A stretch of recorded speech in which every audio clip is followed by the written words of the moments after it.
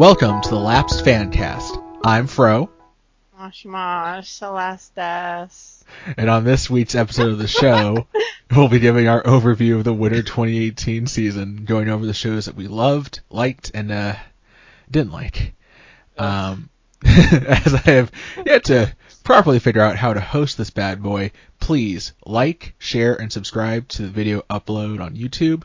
And if you're inclined to do so, feel free to contact Celeste and I where? At the lapsedfancast@gmail.com. I think it's just lapsedfancast@gmail.com, but it's all good. That's right. It's all good. So we're really excited to get the show rolling. I wanted to first have a note on the passing of Isao Takahata.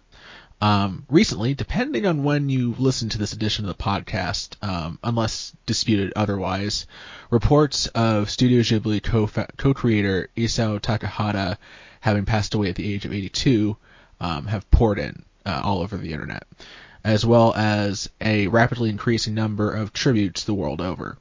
Takahata is most well known for his directorial turns on Studio Ghibli classics like The Tale of Princess Kaguya, Only Yesterday, My Neighbor the Yamadas, Pom-Poko, and of course, Grave of the Fireflies, among others. But his work throughout Ghibli's inception set the stage for the studio becoming synonymous with quality anime films that are world-renowned. Celes, do you have any thoughts about Takahata's passing? Well, the only thing I'll really say, because I'm ignorant, is Studio Ghibli definitely would not be the Studio Ghibli we know without Takahata's influence. That's for sure. So he's had a resounding impact through the entire industry. Yeah. And we are deeply saddened by his passing. For sure. There are going to be countless essays and tributes pouring in over the next couple of weeks, so pay attention for those and, go check out his stuff, because it's, the stuff of anime history. Absolutely. Grave of the Fireflies particularly is a worldwide classic that anyone who wants to be an anime fan should go watch. I agree. Yeah. So as we pivot towards talking about the winter season, winter 2018, do want to say that this discussion is going to involve spoilers, because for the shows we're going to talk about today, the majority of which have been watched in full by myself or by Celes, or both of us, and there are going to be aspects of the plot that we're going to want to talk about and point out and, hammer home for the folks that want to go and check out these shows, whether or not it's a good thing and a good reason to go check them out, or a reason to have some trepidation when going to go watch these shows. So I will say that before we get into actually talking about the shows that we're going to talk about today, Celeste is definitely not all that prepared like she should be, and so yeah, I'm just gonna be winging it, and if I make any mistakes, please point them out to me, because I would love to be I'd love for you to let me know that I'm wrong. Except for some opinions that'll be expressed later on, but all of my opinions are completely right. Undisputable. I will try and include the timestamps for each of the shows we talk about, so in case you want to just listen to the bits of the shows that you have watched and leave some stuff unspoiled, I'll try to do my best to accommodate you guys. And with that, let's get started with talking about winter 2018 and what a season.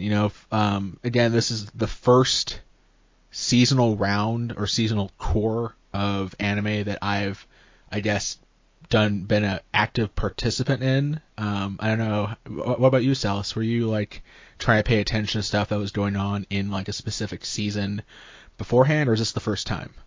I've watched anime current before in 2014. I watched Aldnoah Zero and SAO2 as they were coming out. But this is the first core that I've really tried to broaden my horizons and watched more than one or two shows in current. So this is a unique experience for me. For sure. A unique experience for both of us in that sense. Excuse me. And, there was a lot to love, like, and, about, so. This is a very up and down season. Yeah, which is cool, because I feel like there was something, there were people, okay, real quick, there were people super passionate about Killing Bites, a show that, for me, has all the premise of making fun of the one joke question they asked in every episode, which is what is Killing Bites? I mean, they don't ask it. It's just a meme. Anyway, there are people who genuinely found something to love about that show. I read some of the reaction threads and some of the comments, especially for shows that Celes and I'll you can correct me, but we both kind of ascribe to it's okay not to watch everything, and it's also okay not to watch everything all the way to its completion kind of methodology for anime. Way too much fucking anime to watch all of it. So, with that being said, I definitely popped in for some threads for stuff I wasn't watching concurrently, and in a couple of cases it wound up convincing me to have to go pick up the show, but otherwise it was peeking in and being like, oh, people actually find Killing Bites fascinating. So, that's interesting.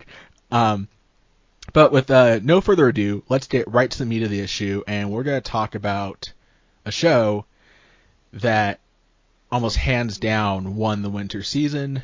Almost. I mean, it depends on who you ask. But for the two of us, at least, definitely won the winter season. And with that, I'm going to let Celes take it away with talking to us all about... Oh, actually, real quick. We're going to talk about... The show is Sorayori.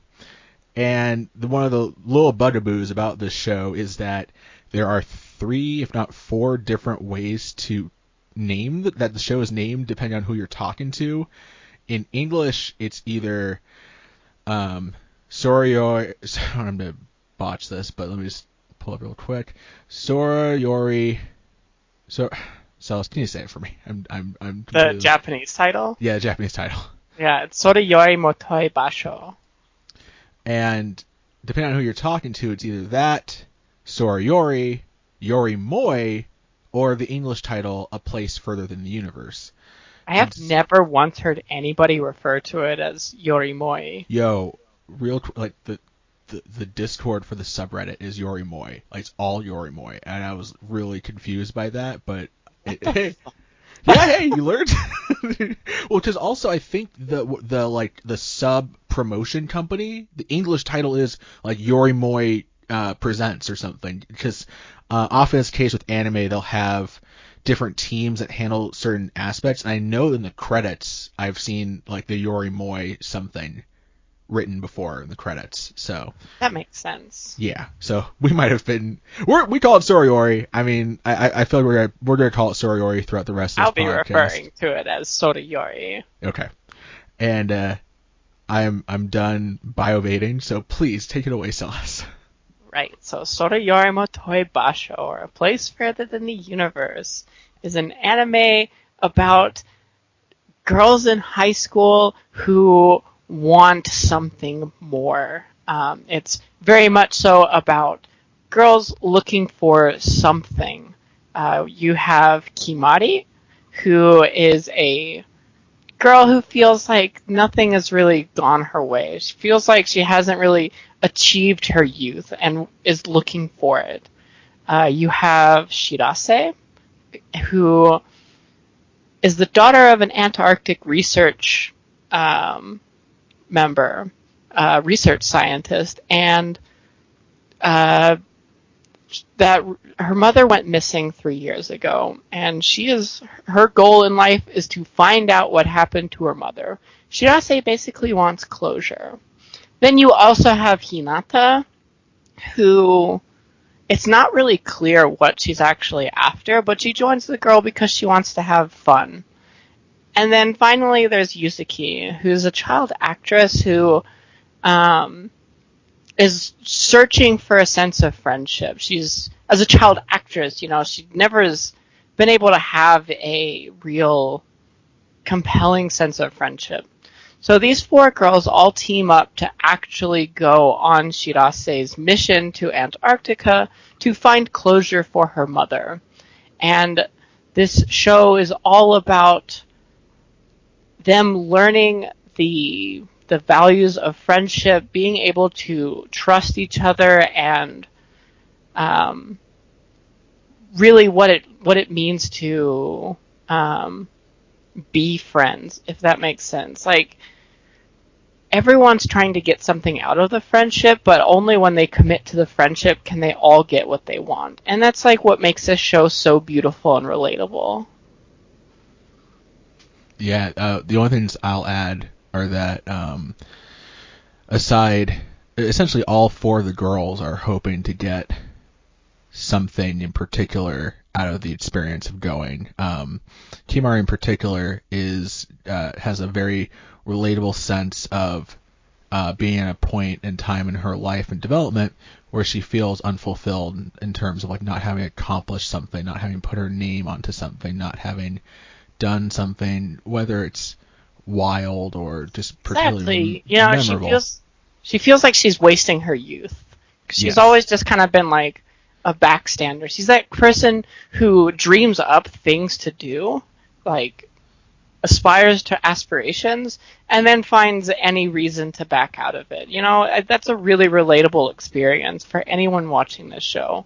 And it's what makes Kimari such a great character to latch on to throughout this experience. Yeah, the show also really has this interesting kind of delineation in terms of like which character you're kind of on the ride for, because it almost kind of ebbs and flows just as they are embarking on the actual trip, because essentially the show more or less spells out that Kimari is kind of the audience's eyes, as the person that is the first character introduced and the one who mates the friendship with Shirase, who she finds out as a classmate of hers at school, and inspires her to read up about her mom's or Shirase's mom's Antarctic voyage and get inspired to do that as her thing, as well as befriending befriending Hinata when they are coworkers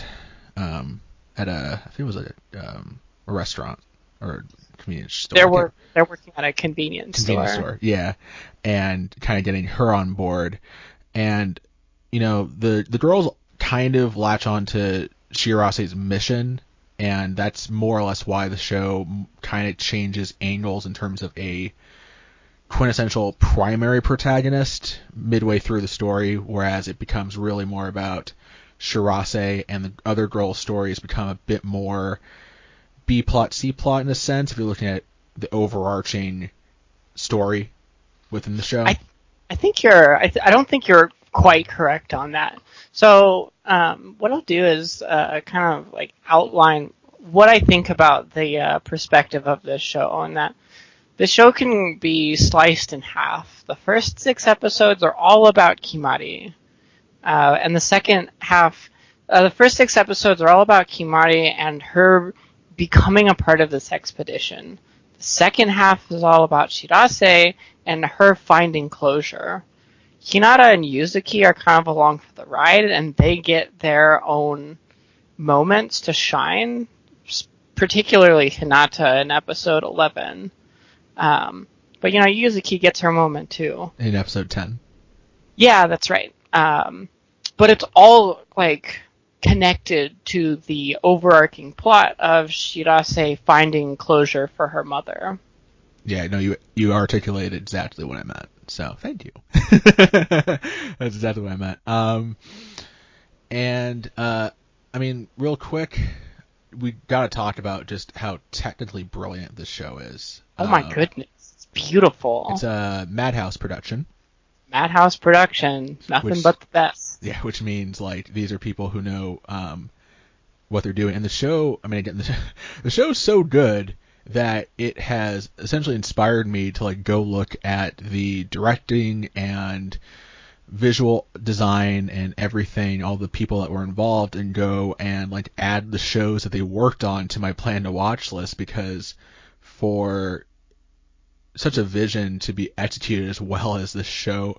Like, somebody in one of the comment threads for like episode 3 on Reddit, basically said, like, was asking the all the other Redditors, like, do you think the people on the show know that they are like hitting a home run like 100%, like just every time, and are just like reveling in it? Because that's the kind of feeling the show inspires just by the end of each 25 to half hour long episode, where you're just like, whoa, I didn't know a story like this could be this good. And you know, I mean, in a sense, it's like, yeah, this show is so good that I wanted to discover all the other stuff that people who worked on this show worked on, including like No Game No Life and some other Madhouse shows, I think. Oh, that's interesting. So the director for Sorayori is Ishizuka Atsuko, who worked on No Game No Life. Some of her other works include Monster and Nana, which are like extremely famous anime. But what's interesting to me is that she's the episode director for Piano no Mori, which is airing in spring and is on my plan to watch list. Ooh, that's cool. Something to look forward to. Yeah, I was just surprised by that fact as I was scrolling through the staff members. For sure.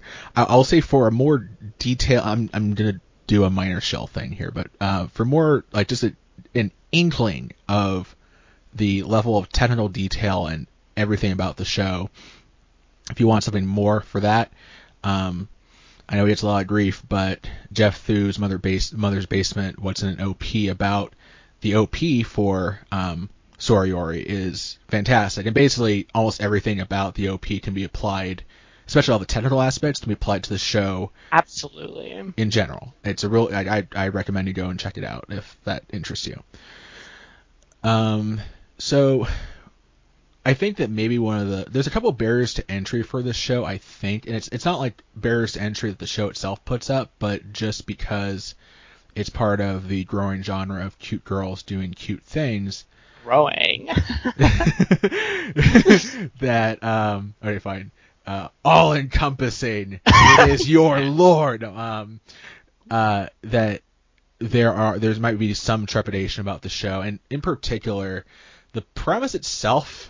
I can understand somebody like scoffing at it's like, wait, you're telling me that this 13 episode series realistically manages to suspend your disbelief that these girls can have to go to Antarctica? And they take great pains to establish that it's possible. They go out of their way to like really sell you on the idea that not only is this voyage possible, but that it's also like happening. And I'm really glad that they never subverted it. I had a horrible fear that episode 10 was going to be Yuzuki being called back before the end of the expedition in order to go start that show, but thank God they didn't go that route. Because that would have been super typical. I mean, I wouldn't even have even been mad if they went that route, and the whole the resolution of the problem was that maybe Yuzuki stands up to her demanding mom, or something like that, and remains on the voyage. Instead, they pivoted it to more future thinking about Yuzuki's insecurities about friendship and really hammering that home. And I'm telling you guys this really cool thing that the show does in episode 10. And Celes knows that episode 10 is like my least favorite episode of the entire series, and I still think it's really well done. That alone should really just hammer home just how awe-inspiring this show is. Absolutely. Like, this show does everything right. Is there any flaws to this show? I'm sure there are. I mean, I have a hard time thinking of them, though. The soundtrack of pretty kind of the soundtrack is not as good as everything else on the show, but also the soundtrack is good. So it's like, oh yeah, direction A, technical aspects A, character work A+, drama A+, comedy A+, soundtrack and OST B+, something like that. It's just like, well, if I had to pick a flaw, just listening to you rattle off all of the aspects of the show, if I had to give this series any knocks, it would be on its drama. Because one of the things this show does is, for Hinata and Yuzuki, they have these, like, lingering flaws that they want to fix out of this friendship, and that they kind of get resolved in a single episode. I think they're done really well. I think that, but the issue is that it doesn't linger. Like, you never get if you're paying attention, you can get a sense that something is wrong and on their minds, but it's very, very far in the background until it becomes an issue in episode 10 and 11. For sure. I mean, they are like lampshaded early on when the girls are getting on board. And I mean, the show does a great job of lampshading so many very small little, or like setting up so many small little aspects. Again, talking about episode 10, they kind of set up, the whole usage of phone and the phones and nay, and hammering on the theme of friendship when they first meet Yuzuki, and she's like, how do you all know each other? How are you all so like on the same page? Because she presumes they're like lifelong friends, just like all the other friends that have excluded her because they all had all those other groups of friends that had time to develop and weren't eager to accept Yuzuki, weren't willing to accommodate her. She couldn't believe that these people would be different, and yet the girls are different because the girls are wonderful. Oh my god, I love them all. They're great. Definitely. And again, that the payoff is there in episode 10. Exactly. But we're talking a lot about the very serious. I mean, we talked about the drama. We kind of talked about the comedy, and I'm going to ask you in a minute. Actually, yeah. Celes, what was what was the funniest aspect of the show? Because I was surprised by just how many times I laughed out loud at this show. For me, it was the running gag that Shirase has a fetish for penguins. Okay, they are legal. Or they're not legal. One, fetish. That was great. When Captain Gin gets in front of her entire expedition and screams that, hey, these motherfuckers are high school girls. They aren't legal. Don't get your expectations up. Oh, it's so great. It's like she's talking to the audience, because the freaking fans out there are like, of course. And the wonderful thing is that even that has a minor payoff in that, like, there's no weird, creepy kind of things going on. There is one episode that has to deal with actual romance, but involves peripheral characters that are part of the crew. Exactly. But it gets paid off later on because Yuzuki... No one's creepy with the girls. Like, it's great. Yuzuki, who is among the various insecurities she has, also has insecurities about the prospects of her idol career. At the very end of the journey, is approached by one of the crewmen who's like a really huge dude who is like super shy and super like intimidated by her because he's a huge fan of her existing work, and that's great. Exactly, it's amazing. I love this. Even the small little details are good. So speaking of small details, what it was like? So when I was watching this, one thing that I kept noticing that I absolutely loved about in the first 6 episodes, Kimari is like, she starts developing this friendship and latching on to the aspirations of Shirase. And so this is before they start going to Antarctica. They're trying to put together their plans and get everything in motion. And you can really see they go to great efforts to keep Kimari's old friend Megu in the background. Every now and then you'll get a shot where it's just Megu looking bored and annoyed. And I think it's a really great detail. So if you've been paying attention to this, then when in episode 6, I think, it's either 5 or 6, when Megu comes up to Kimari and essentially announces that she's breaking up with her, friendship-wise, it doesn't come as a shock, because if you've been paying attention to Megu in the background, you can tell she's very, very upset that she's been pushed out. A lesser show would never have given such a minor character that much screen time. And it's those kind of details that I really appreciate about this show. Yeah, I mean, a lot of the supporting cast gets moments to shine too. Whether it's Gin, who's the captain of the... Oh, I fucking love Gin. She's so good. And all the other Antarctic crew members whose names I embarrassingly have forgotten for the most part are also just great in their own limited ways. I mean, the only one who really ever got cloying was the one who was desperately in love with a boy back home and foisted, like, forget-me-not stuff onto the girls as they were leaving. It's like, oh, come on. That's it. And that's like a nothing complaint. The other member of the crew that I really enjoyed was Kanae, who is the co-captain. Yes, thank you. She's very, she's just so... She reminds me, if Hinata was older, that would be Kanae. I mean, the show does do a lot of, like, little, like, oh, so, and like, where the girls actually decide to, I think, where the hillside where the girls decide to formally go on the like they're like, yeah, we're gonna do it, is also like flashback. That's where Gin and Shirase's mom decided they were gonna go do the same trip. So the show does do a little bit of a like, oh, the characters of one generation are gonna become another, but it's a very traditional anime aesthetic kind of thing. And it's more just cool to notice.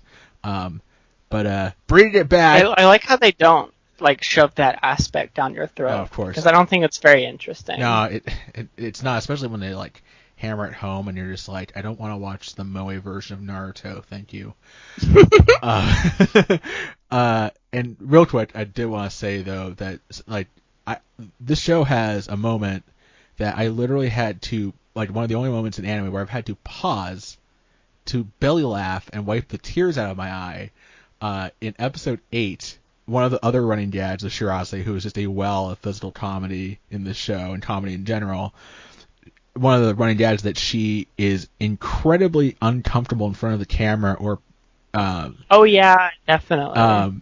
Unless like, and also in front of other people that aren't her friends, unless like she's motivated because somebody made her angry, which is great. And so as part of the whole endeavor, essentially the more monetary reason, the more business reason, the girls are there to essentially film a series of ongoing like blog entries and video entries, like a vlog of their trip, making sure to like get kind of like do like a little like transportation sequence from Fremantle all the way to Antarctica and so on and so forth, and make sure to document everything. And so they also interview the staff because it's part of the whole setup. And in one particular sequence, Shirase is the host of a scene they're trying to film, and out of just sheer nervousness and inability to like just deal with the situation, instead of like holding the microphone to the researcher she's interviewing in an appropriate way, like away from that person's mouth so they can talk into it, she's literally jabbing this poor woman in the face. But the woman is so like, she's one of the characters that's very much like, not dejected, but very much just like stoic.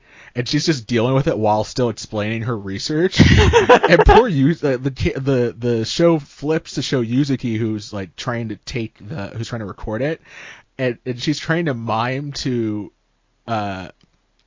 Shirase that she's got the microphone in the person's face. It's failed miserably. Oh my god, it's great. And that's the hands down the funniest moment in the show. I love the comedy in the show. The girls' faces are so great. What's your favorite aspect of this show? I'm talking like deep, heartfelt moments. Like, what really makes this a 10 out of 10 for you? The characters feel fucking real. Like, real. When we were chatting about this show, I said nonchalantly that the character development and writing out of this show may be the best character writing to ever leave Japan. I wouldn't commit to that statement, but I'm pretty close to saying that's true. I mean, certainly in the last decade. If there's one scene that I think really exemplifies that, it's probably like one of the heartfelt scenes, that one of the ones that really affected me, that I definitely teared up at. There's a conversation between Shirase and Gin on the boat. They're almost in Antarctica. It's episode 9, and the show's getting down to the nitty gritty of having to deal with what happened with Shirase's mom. At this point, it's very clear to the audience. Again, we already said spoilers, so they're very, very clear to the audience that Shirase's mom is dead. And the conversation that Gin and Shirase have is a little bit like Gin trying to figure out if, like, what's the deal, because her relationship with Shirase is so bad, more or less. It's just so...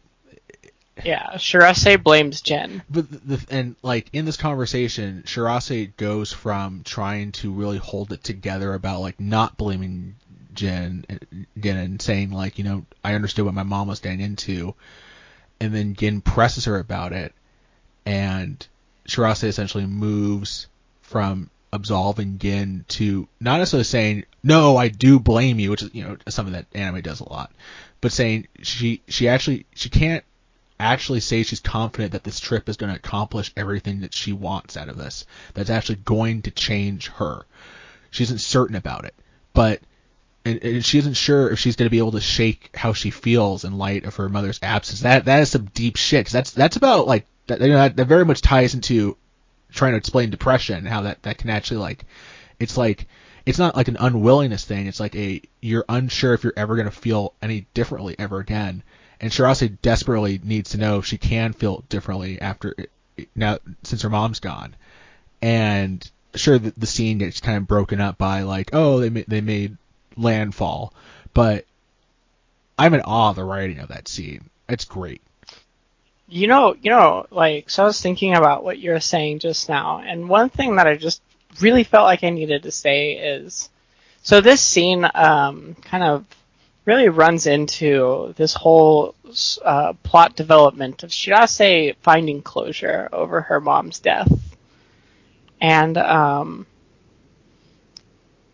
this is where you first get the idea that Shirase might not be able to accept the closure she's gonna find, you know? And it's like really well written into the next few episodes, this sense that what if Shirase can't accept her mother's death, you know?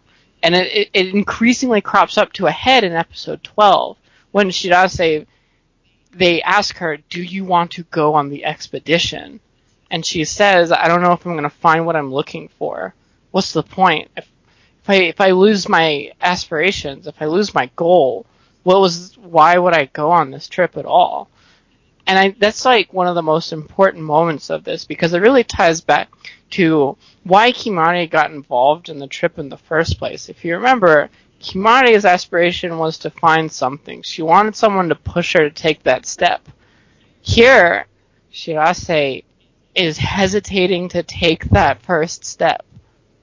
You know what I'm saying? Yeah, for sure. Like, she doesn't know if she wants to find that closure anymore, and that's what makes this whole thing so powerful. It's how subtly and how realistically they've built it up through scenes like you're referring to with Jin and Shirase chatting on the boat. Oh yeah. Sorry, I thought there was more there. No.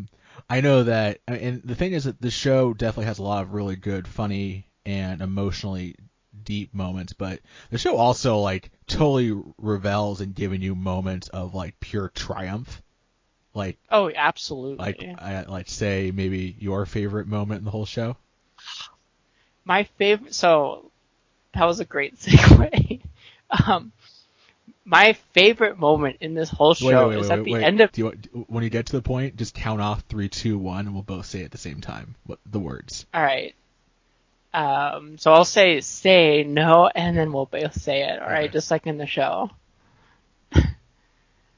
So in episode 9, they finally make landfall.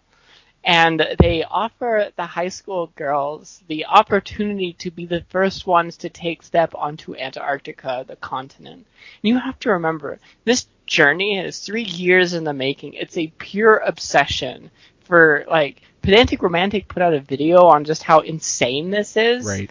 It all comes to a head in this one moment when they're about to take landfall. The ladder's pulled out. They're about to step onto the ice. And Himari's in front. Next to her is Shirase. Behind her, Yuzuki and Hinata. And everyone looks to Shirase. And they offer her the first step onto Antarctica. She takes her friends in hand. And they all jump onto the ice at the same time. First off, before I get to my very favorite moment of this whole scene, how awesome is that as a show of friendship, that rather than take that first step selfishly by herself, she invites her friends to take it with her. That is like the quintessential moment of message about this show. And yet somehow this scene gets even better. When they confront Shirase about what she's feeling, because you have to remember, they're recording for this video log. Yeah. Shirase has this outwelling of emotion. She has been bullied and made fun of, harassed. and just harassed, and nobody's believed that she'd be able to do this. And like, this is 3 years of hard sweat, tears, harassment, being an outcast, and it's all come to a head in this one moment. So rather than express any feelings about being closer to her mother, you know what she says? What does she say, Celes? Say no. Zamamiro! Yeah! I just felt like in your face. I felt that the hairs on the back of my neck stand up. Oh, it felt so good. So powerful. This one moment. I've never related to a character in a show, in any kind of media, so intensely than I related with Shirase in this one moment of defiance as she screamed out to the world, "How dare you? How dare you," she says. "How dare you doubt me? You doubt me. You look down on me. It's just great. It is amazing. This is the moment when I knew I was watching a 10 out of 10. And was it the moment that also cemented Shirase as best girl for you? Yeah, absolutely. I had been very much so a Hinata fangirl at this point. And as soon as that happened, I immediately just became a Shirase fangirl. Shirase surged from like 4th place to 1st place in best girl ranking for it's great, just like how she can go from 0 to 100 in terms of like her presence in an episode. It's wonderful. Even the small little things, like early on when the girls are making their first trip and they're on the plane, and both Kimari and Shirase are trying to take a picture of Mount Fuji. I mean, there's so many like little things that just like stand out. You know that she's actually like composing one of the emails on that flight, right? Mm-hmm. That show's great. My second favorite moment in this show, I think it's almost equal, but it really. So I was talking earlier about how it's kind of a shame that Yuzuki's side story is kind of like ignored. Can I say full disclosure that Yuzuki is by far my least favorite of the girls, but that's okay because I've talked already about how her themed episodes are really ridiculously strong on their own as is. But carry on.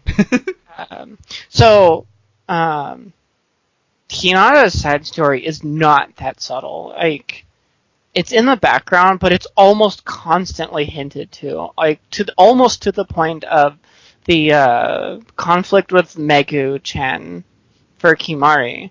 You always get this sense that something wrong has been like affected Hinata's life. Like, her life situation is odd. She never talks about her situation at school. She plays it off like it's not a big deal, but you can always tell when Hinata's in the background and kind of being ignored. You can tell she's looking down, she's contemplating. She has those somber moments just sitting in the background, and it all comes to a head in episode 11, which is Hinata's episode, which is my second favorite episode of the series. That's pretty great. And Shirase gets the chance to shine in this episode after being the only one to recognize that Hinata is going through some really hard times when her kind of shitty friends reach out to her for an apology. And it's really, first off, it's great to see Hinata go from being the Genki, happy-go-lucky girl of the group to legitimately thrashing about and kicking snow. Thrashing about. She's kicking snow and ice blocks. She's hitting the sides of buildings. She's become, like, this, having to deal with her past is such a traumatic experience for her. She's becoming physically violent. And it's so well done. It's so convincing. It just comes across as perfect. And when the story finally comes out and the moment comes where Hinata is about to have to confront these people who have been so incredibly shitty to Hinata, to the point where she had to drop out of high school. Like, consider for a moment just how negative these emotions had to be, how bullied she was. Did she drop out, or did she get the, like, compulsory, like, thing done? I can't remember if it was one. It's not that important. Sorry. No. So she definitely, it's very much so hinted by the way Hinata talks about her own experiences, that she dropped out of high school and she went to do it as an independent thing instead. Right. Because she's very gifted as a person. But she has to confront these people, but you can tell she doesn't want to. These people have been so traumatic to her. And Shirase steps the fuck up. Woo! Holy God. This scene is so powerful. It's almost as powerful as Zamamido. Like, she steps up and she says, listen, we're not recording, but we need to talk right now. And she tells them, you're a piece of shit. Yeah! Right to their face. Yeah!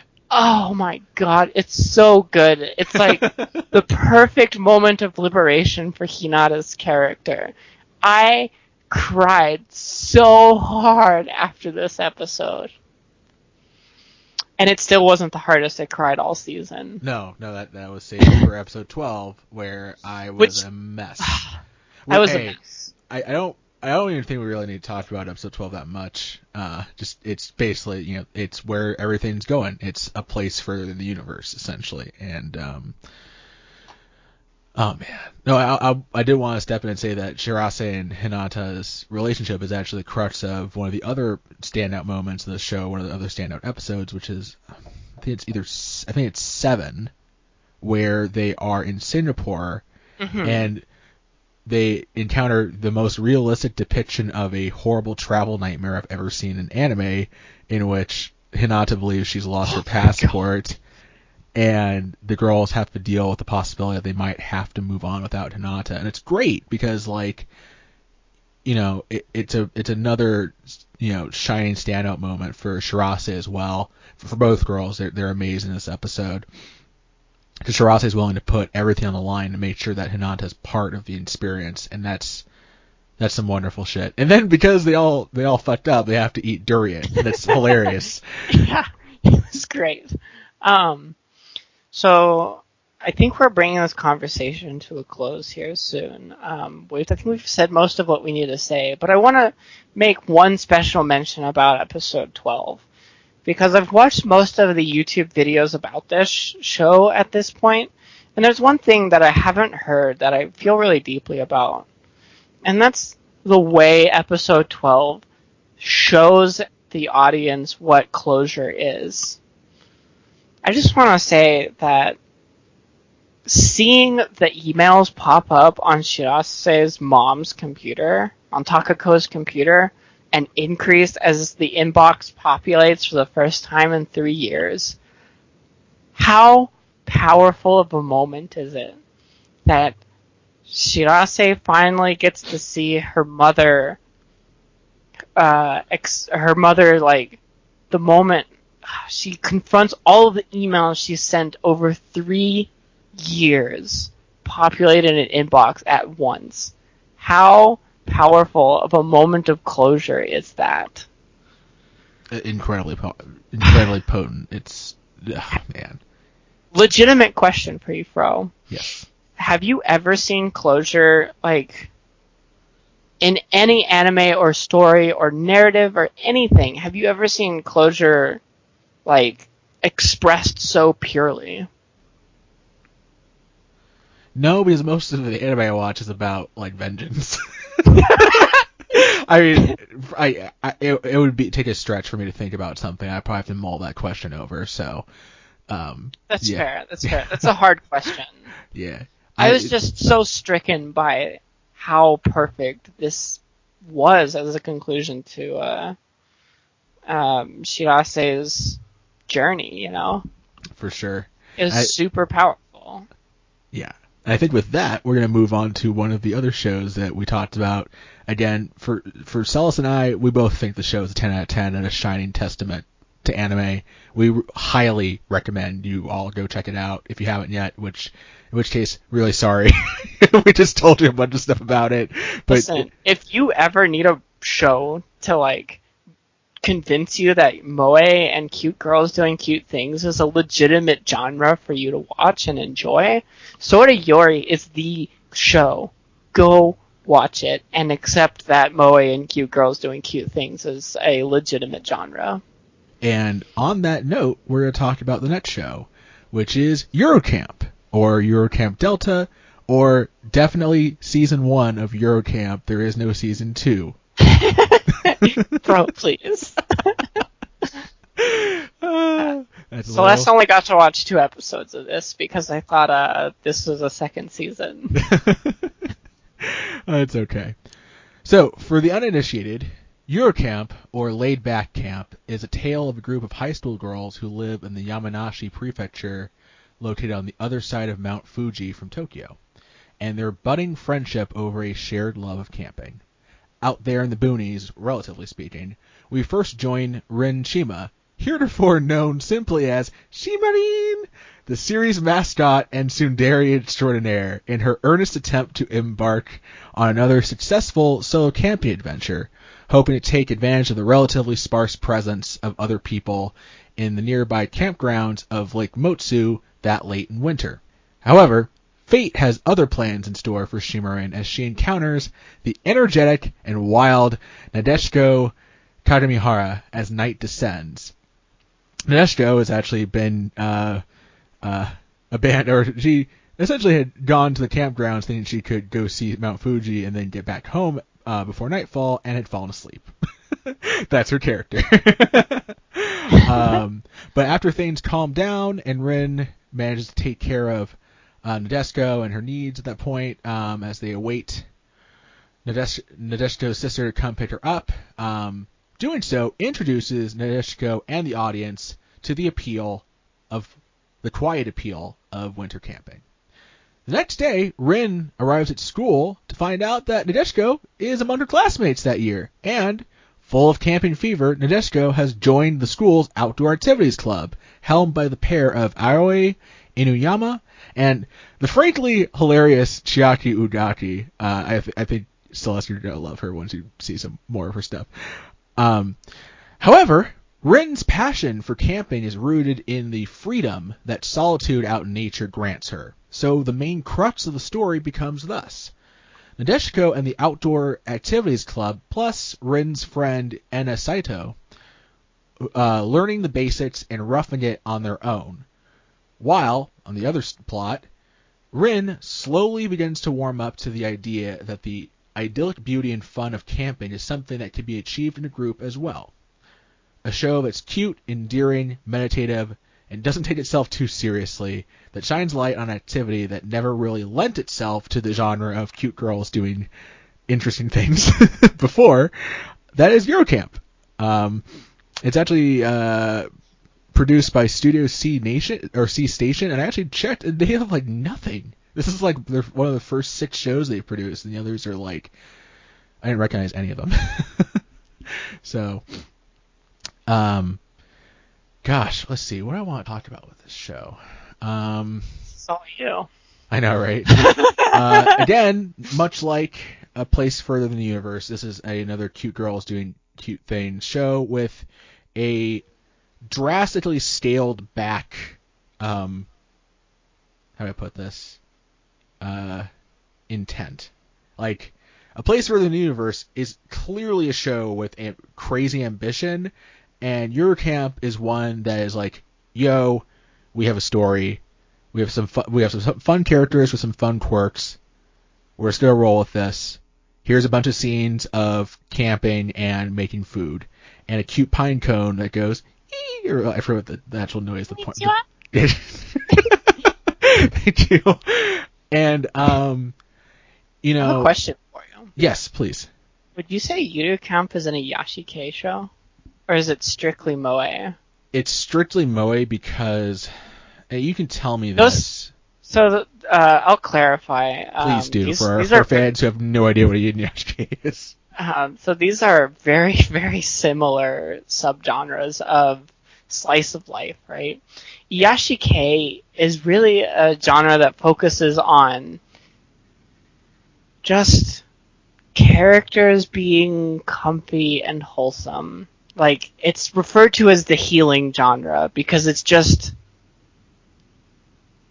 nothing happens. But the healing aspect is more of a misnomer. It doesn't literally have to have that, right? No, definitely not. It's really about watching people do a thing. So cute girls doing cute things is a part of Iyashikei, but not all cute girls doing cute things shows are Iyashikei. So, they can... Sort of Yori is a cute girls doing cute things, but it's far too active and drama-driven to be in a Iyashikei show. Then I would say, to answer your question, that Yuru Camp hems closer to being in an Iyashikei story. I hope that answers your question. Yeah, definitely. I would say that the thing the show does the best, in my opinion, is the treatment of Shimarin as a character. I know you're only a couple of episodes in, so I'm going to tell you some things, but... That's fine. Basically, there's clearly not really a conflict, but a setup at first, and it's clear the show could have gone in the direction of very hammer in hand hitting you over the head with friendship is good, do things together, group, which I think some other shows can inevitably fall into when it just becomes more about groups of people doing things and commenting on them and less about the individuals learning about stuff. And Yuru Camp, much like Sorayori, features enough permutations of the principal cast in different forms engaging with one another that it never feels like the whole group is just doing something together and then commenting on it, because essentially the show builds to that.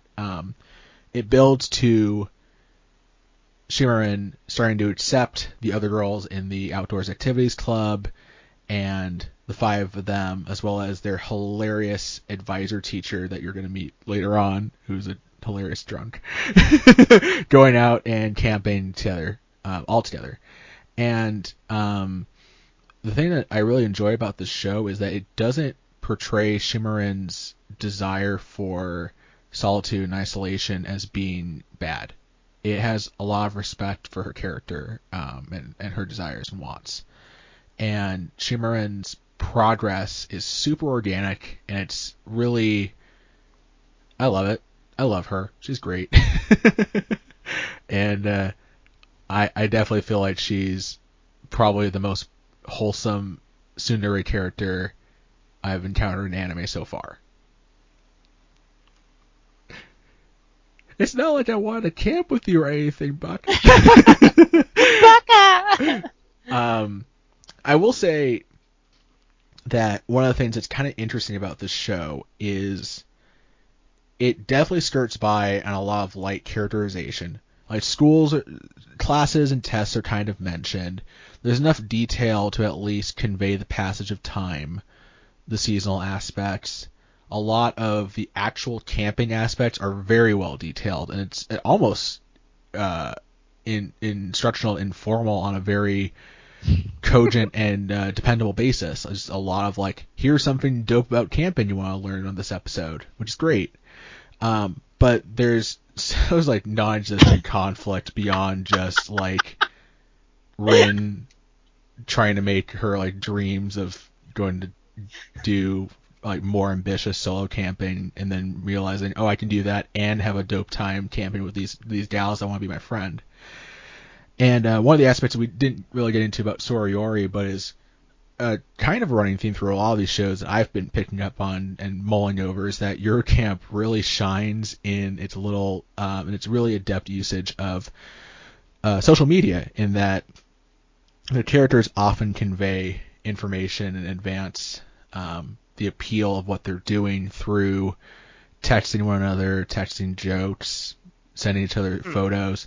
There's the show definitely banks a lot on realistic, like really crazy well scouted, almost as well scouted, maybe not as ambitiously as Soriori, but definitely like they put some elbow grease into going to the sites and realistically depicting all these various camping sites and locations in and around the Yamanashi prefecture, and also Nagano, which is where Shimarin does some solo camping. But you've watched it so far. Did you have any extraneous thoughts about the show as you've seen it? So first, I'll tell you why I started laughing.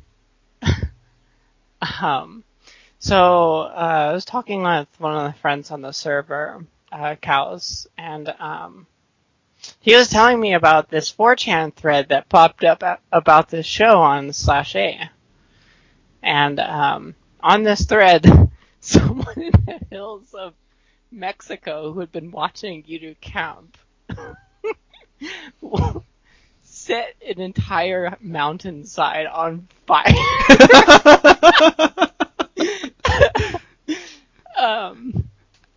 And then made a post on r/A about it, and I was just like, okay, I saw that. This is what happens when weebs go out into the real world. Exactly. And I'm just like, I wonder which anime this guy was watching. Oh man. Real talk. Don't leave your fire unattended for 2 fucking hours. Yeah, it's a bad idea. And I know that Rin would look down on that guy for that. I will say that. Oh, I just remember my point. There's a question of whether or not a show like this deserves a bit more scrutiny for not really filling in the details about characters and where it's going in the story. I mean, a lot of the other works we're going to talk about today probably fill in enough about what's going on in the day-to-day lives of the girls outside of the main crux of the story just as much, but they're the ones more likely to get a lot of heat about that. And I guess, I don't know, Celes, if you maybe have any thoughts about whether or not Inuyasha kind of insulates itself from that kind of criticism, just by virtue of like setting the table of expectations, like, oh, you don't have to worry about like what in the world Nadeshiko's aspirations were before falling in love with camping before the start of the show. It's an Inuyasha series. You just have to concern yourself with this. I think there's 2 ways to look at this. One is, and my personal view here is that Yashiki shows are completely dependent on character chemistry. So if you can't believe in the characters, the entire show's just gonna fall apart for you. So take that for what you will. The other side of this is Yashike is about what's happening in the present. It doesn't matter what's happening, what happened before, the drama, none of that matters. It's just about comfy feelings. So take that for what you will, I guess. But is it fair that it kind of winds up like, oh, there's no reason to criticize what this show does that other shows get crucified for?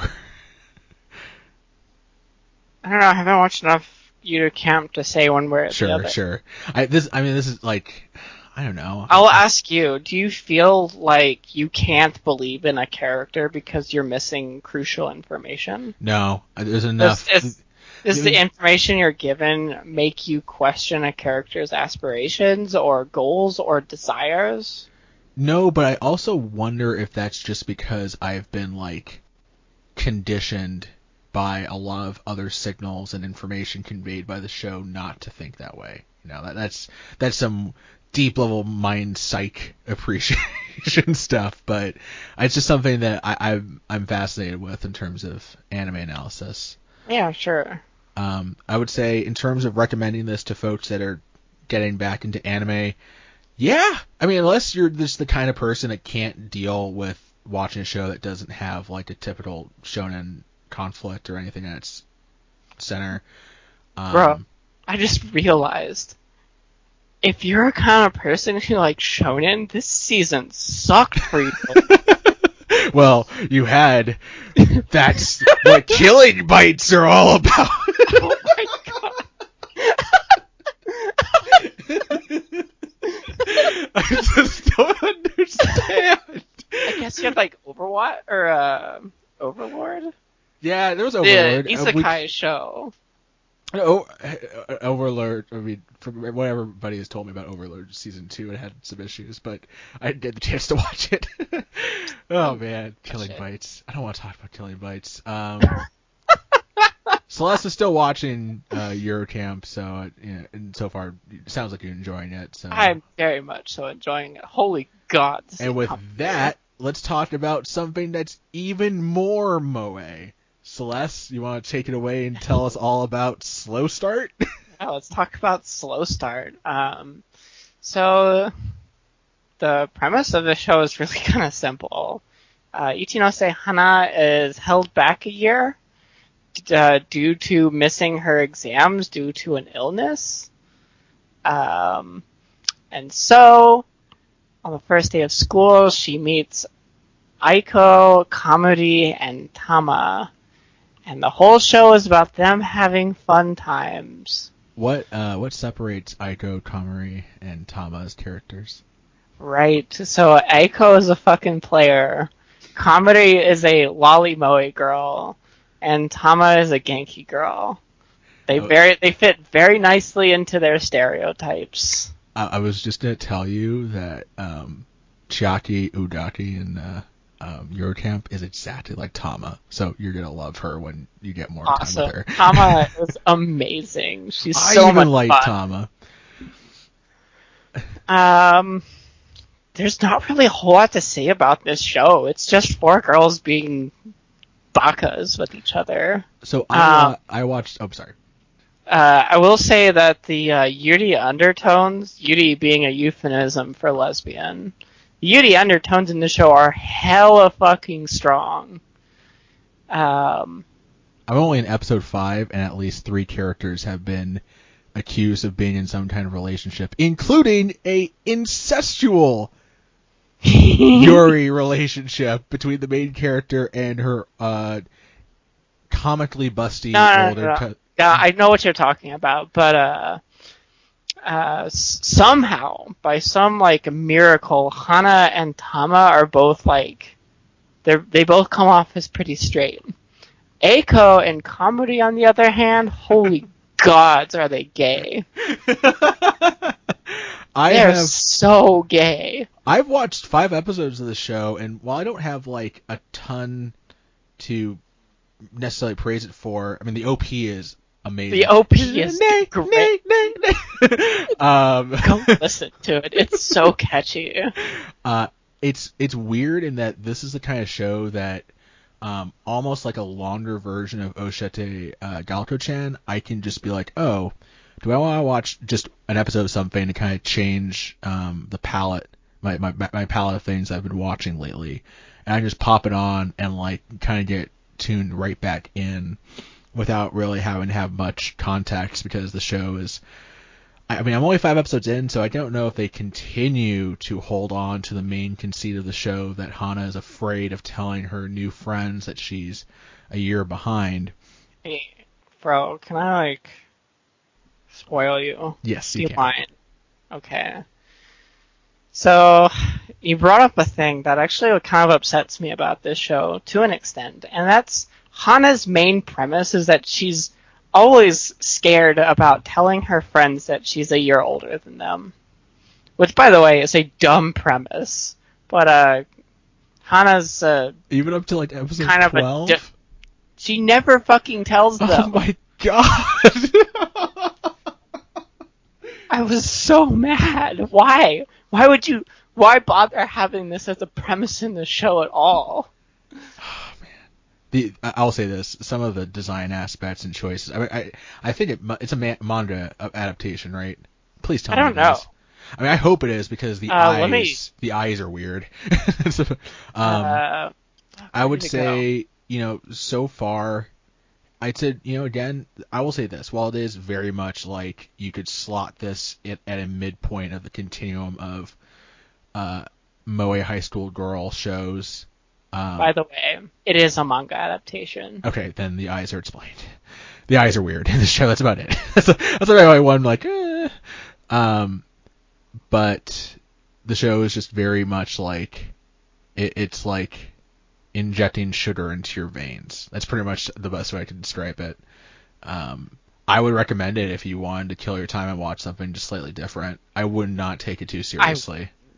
So I have a couple more things to say about the show before I let you move on.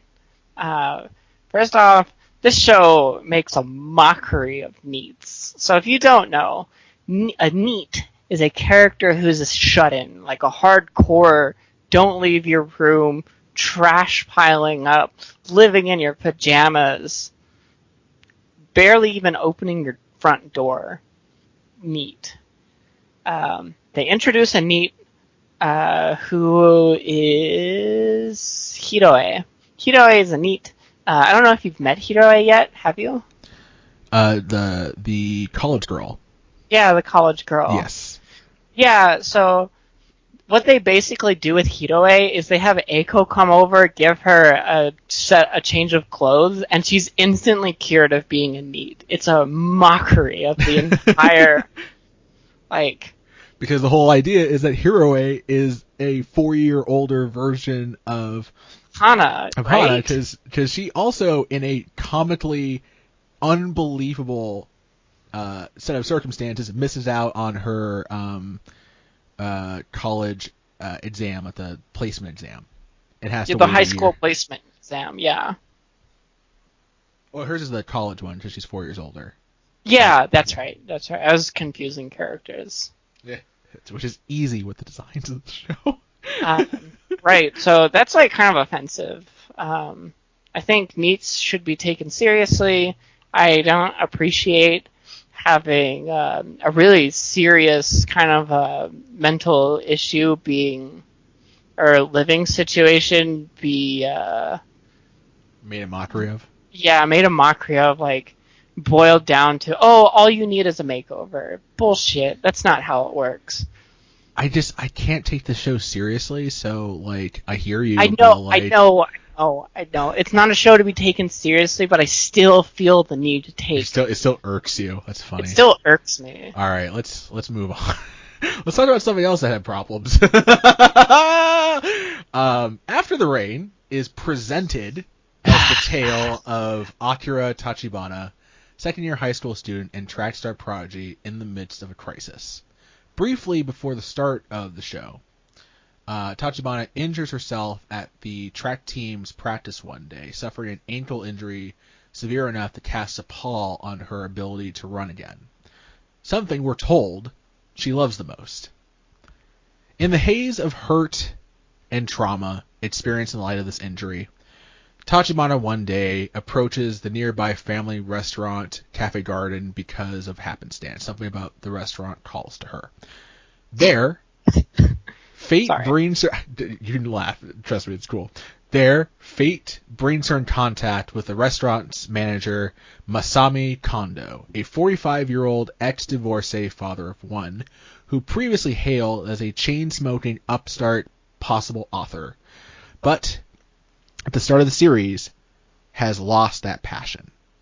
It is in this encounter, one which Kondo, waiting Tachibana's table, charms Tachibana with a simple yet innocuous coffee cream magic trick, wherein Tachibana's feelings of despair are replaced with those of love and attraction to the, again, 45-year-old manager. Oh my god, absolutely played on straight.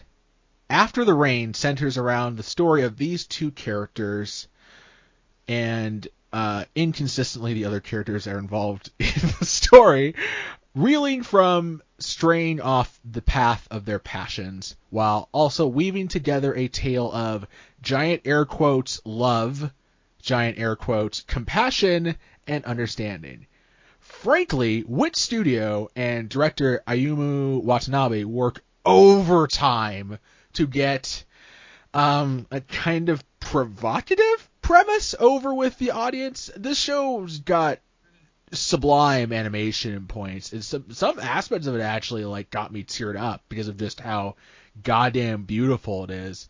But whether or not, I mean, this is not a shining example of something I enjoyed this season. I imagine there's probably somebody out there that, I mean, there are plenty of people who really love the show, and I think that there is. I think this is gonna be weird to say. I think there actually is an audience for this show, given the line that it threads very, very, very precariously, and I also think the show. I've been told by some of the other folks in the Discord that the manga affords the characters a bit more depth and it actually focuses on Tachibana. But I kid you not, Kondo is the main character of this story, which is also, I mean, it's weird. All the marketing and everything, all the attention is on Tachibana. But the character with the most development in the story is Kondo, by and large. And that's a very weird decision to make. I mean, and again, one of the things I ponder about this show critically is whether or not I'm looking at it through a particular slanted cultural lens that doesn't afford me the ability to appreciate it beyond just like, no, this kind of toes the line morally for me. I know I've talked to Celeste about this before, but I think there's something to be said about the notion of exploring romantic crushes between people of varying ages, but not lolicon age. And this, I mean, Tachibana is 17. Bro. There's a whole, there's a whole massive discussion to have about like age of consent and so on and so forth. The show does not go the whole 9 yards in that regards, but it is decidedly a romance show. It is not a emotional drama that the romance leads to the characters developing in wholly divergent separate ways by series end. No, it's still very much like a I will wait for you kind of thing, which is not great.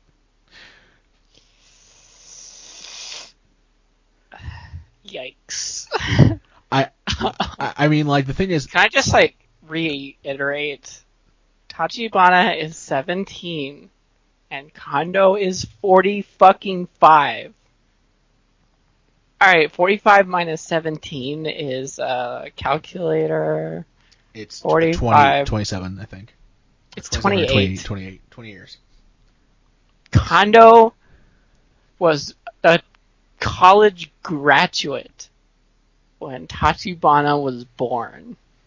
And, like, I know that there's examples of very long age differences working out, but it's definitely not with high schoolers. But I know, at least from, like, a fantasy kind of angle,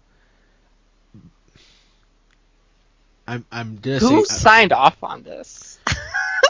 Well, that's the thing. The thing is that since this has gone on and rolled on without there being like a controversy necessarily, people like super speaking out about this show, I'm just left bewildered and trying to explain, like, you know, maybe it's just where I'm coming from alone. Maybe the idea of fantasizing about, you know, an older man being able to assuage your trauma is something that really appeals to some part of the anime community and audience. I have no idea. Like, it's one of those things where it's just like, I think the show is, I don't have the popularity. Actually, let me just look real quick. The show is This show is really well rated. It's kind of scary. I mean, it's a 7 on average. I have it as a 6 because unfortunately it's just really well done. The OP is one of the best OPs of the season. It's cute. Again, like, it's one of the things that often the case, we're asked to look at anime and be like, okay, you have to just accept some things. This is kind of the conversation that happens with, say, a show like Kill la Kill, where you have to kind of accept, like, this is what the show is going for, and it totally has the world building and writing and everything else to justify that. That's not the question here. But this is like one of those things where it's just like, I would be more willing to defend the premise of the show if I felt like the show did really anything significant with Tachibana, and I left after 12 episodes thinking the best thing that the show did with Tachibana is using her visual design to make some really awesome shots, and as a prop for the other side characters, and her just episode 3 just haphazardly being sexually assaulted by one of her coworkers, the cook, and there being absolutely no repercussions for this at all. It's just, what the fuck? Let me ask a question. So I'm going to ask a couple of questions to you, Fro, because you watched more than me.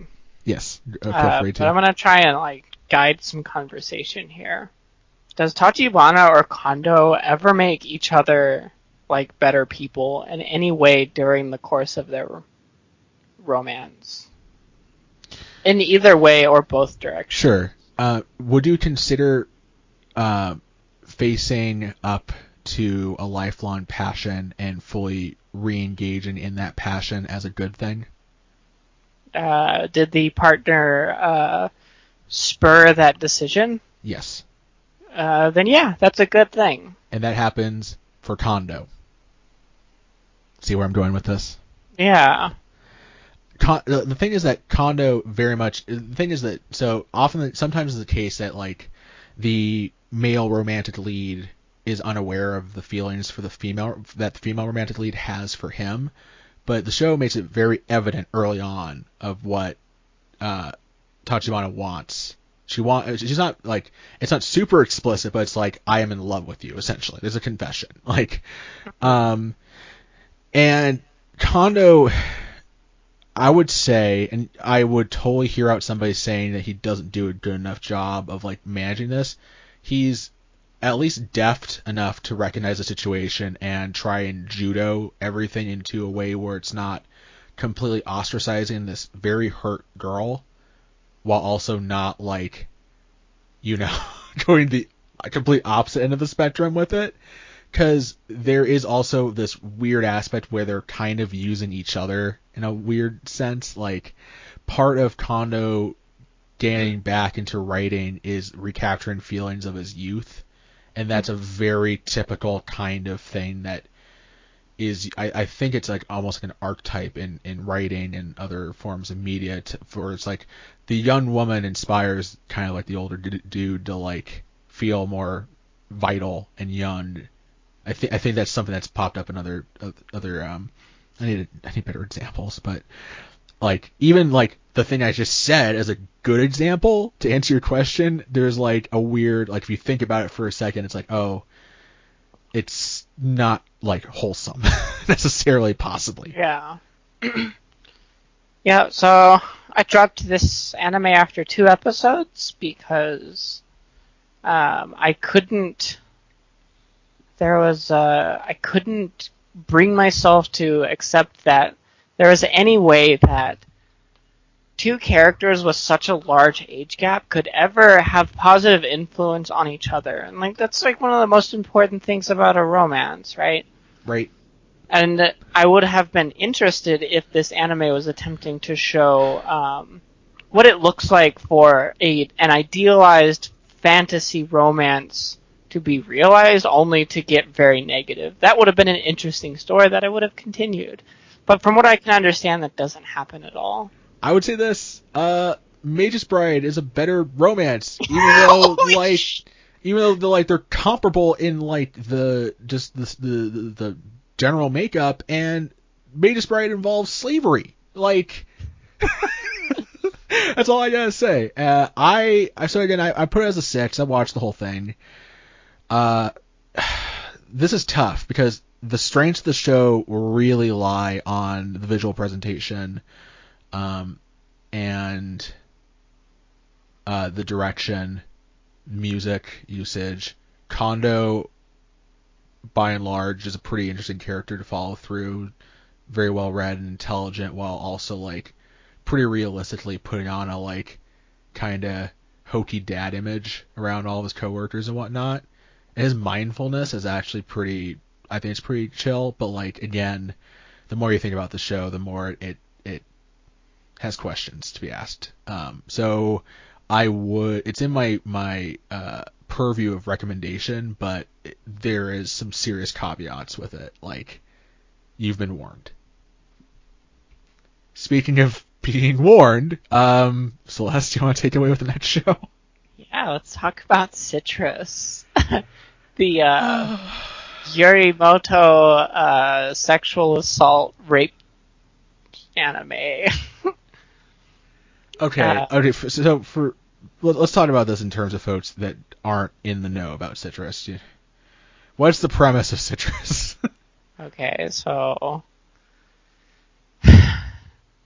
Citrus is a Yuri anime in which Mei and Yuzu are basically trying to start a relationship. It doesn't go well, there's not a whole lot of consent, and there's a lot of sexual assault. If you zoom out and actually look at the plot elements of what happens, this show is mostly about Yuzu trying to figure out like what a relationship is, trying to understand her own sexuality, and find boundaries. Basically, the world, like this world, could become the world in Shimoneta. That's how weirdly repressive a lot of the system, the school system in particular, that the majority of the action of the episodes I watched before I dropped it, I was like, oh, it's not that far a logical line from the repression depicted here to no sexuality, no sexualization as in the world in Shimoneta, but I digress. So I'm going to talk about the show, because I think there's some good things about this show, and I think there's some really, like, fucking hard no's about this show. First off, as, Yuzu's a pretty good character. I like Yuzu. Yuzu's wholesome most of the time. She's, like, really well established as someone who doesn't really know what she wants. She knows she wants to be in a romance, but she doesn't understand her sexuality. She is 100% gay. She is a lesbian. She just has to come to terms with that fact. And the object of her first romance just happens to be her foster sister. And she's so she is a Gyaru. Does she play fully into the Gyaru stereotype, or does she like play against it in any respects?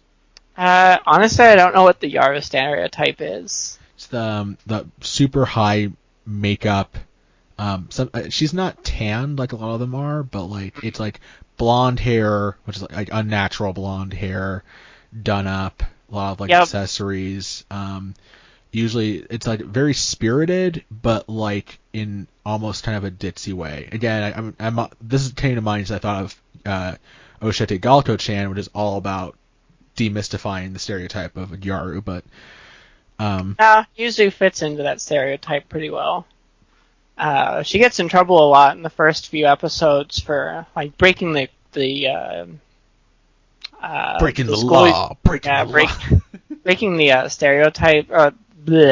breaking the school uniform regulation codes. It's a problem at first, but she just sexual assaults her way out of it. The first 6 episodes of Citrus, every single one of them has a moment where there's a sexual assault scene. This is why anime was a mistake. I'll stop. Okay, so A couple more things that I liked about this show. Harumi is a joy to be around. She's a really cool character. That's the friend she makes. Yeah, she's a really funny character. And Yuzu is given the freedom to, like, express herself with Harumi, which is really important to her character development early on.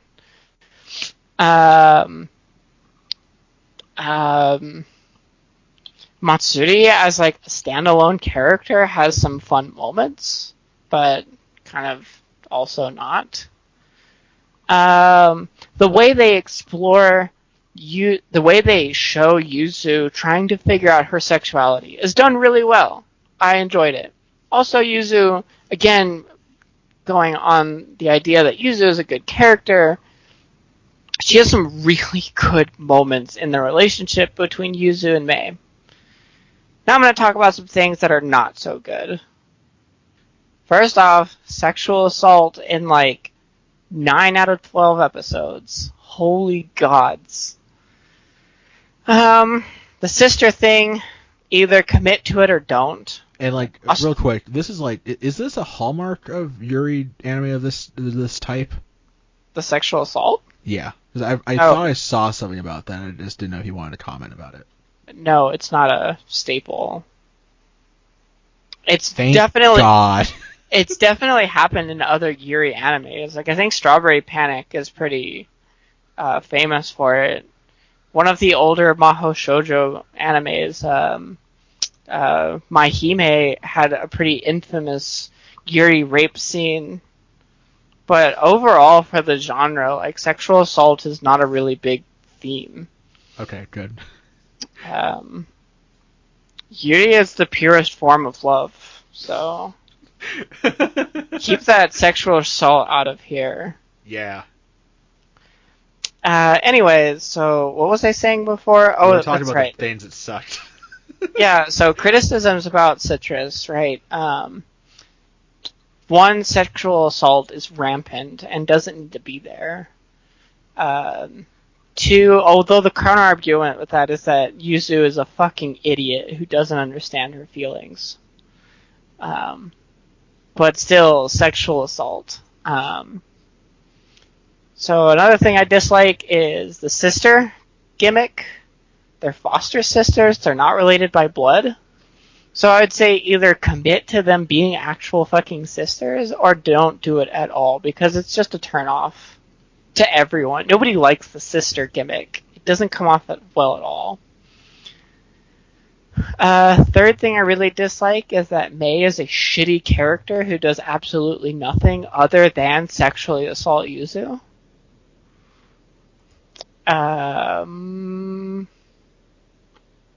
A lot of the other background characters, like Sera and Nina, are kind of bland and boring. The student council assistant, who's also into Mei, is bland and boring. Yeah, that's kind of Citrus. Now I will say that what I really liked about Citrus and why I didn't give this a fucking 1 out of 10 is Citrus makes a really important statement about consent. Because once Yuzu finally figures out that she's a full-blown lesbian, she's into girls and she wants to date Mei, she finally goes and gets consent. She gives consent and she gets consent, and finally they can have a relationship. Relationship's never explored at all because, honestly, it would be a boring relationship because Mei is a terrible character. But only when consent is recognized by both parties can a relationship form. And I think that's a really important message to send for any relationship out there. And it's not a message that's really, like, commented on in anime romance in any, like... No, that's actually a pretty good point. Yeah, so, that's why I gave Citrus a 5. All right. Yuzu's a great character, and consent's a really important message. And I dropped it after episode 2, and I was like, I think I'm definitely of the mind to be like, oh yeah, I'm totally down for Yuri anime. Then Maid Dragon is rad, and it's like lesbians and lesbian dragon and stuff, so it's never the cutest lesbian family of all time. Right? So it was just, I was like, I mean, a similar kind of thing could be applied to Killing Bites, which goes in that direction, but in a more like outright, like, there's no prettiness about the kind of rapiness in Killing Bites from what I've been privy to. Man, I'm going to put a spoiler warning for Killing Bites this video at this point. Good grief. But let's move on. I have to switch the last two up real quick, just as I realized it would have been you reading two in a row. But let's go ahead and talk about the last two shows we have to talk about are two of the other big hyped shows of the season that we both watched. I've started to watch one. We're both caught up on the other, which is Darling in the Franxx. Darling in the Franxx is the story of a group of militarized teenagers living in a post-apocalyptic world under the thumb of some kind of world government-esque kind of monstrosity who must protect humanity from giant monstrous beings known as Klaxosaurs. They do so by piloting giant moe mechs called Franxx in boy-girl pairs.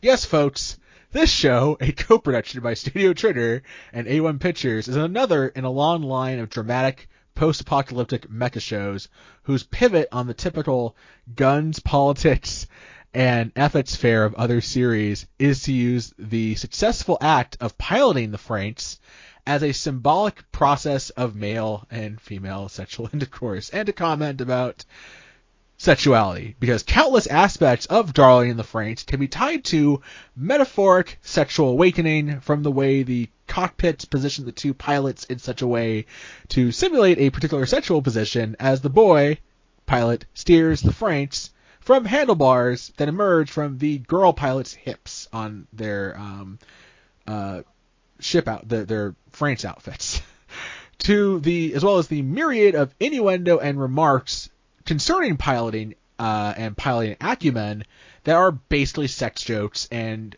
comments about compatibility and sexual openness. At the center of Darling, though, is the mystery of the world, and probably arguably its strength, in terms of how the question of how has humanity become a nigh oppressively monotone society of technically advanced and sterile biodomes, and how, in particular, the Franxx pair of main protagonist Hero and 02 is tied to the fate of the world. We are 12 episodes into this two-core 24-episode show and still don't know more than like 40% of what's going on. And that's kind of where we're at with Do we know anything that's going on? We know enough that the kids aren't expected to live very long, that there's something weird about the production of pilots. There's like an anticipation of there needs to be more of them. There's also the fact that there's a lot the kids don't know about their history, about their lives, about their memories, and about sex. Just Darling in the Franxx is about sex, and kind of like, maybe another in a line of shows that are a reaction to Japan's kind of very typically stoic, I don't want to say sterile, but very much there's like this weird repressive element in mainstream culture that like just bugs the fuck out in their art.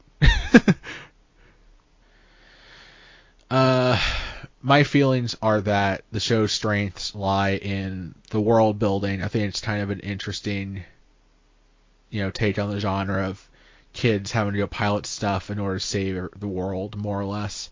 Because there's very much like an Orwellian undercurrent. The leadership is very much paternalistic, and it's the patriarchy, basically. Like the leader's father.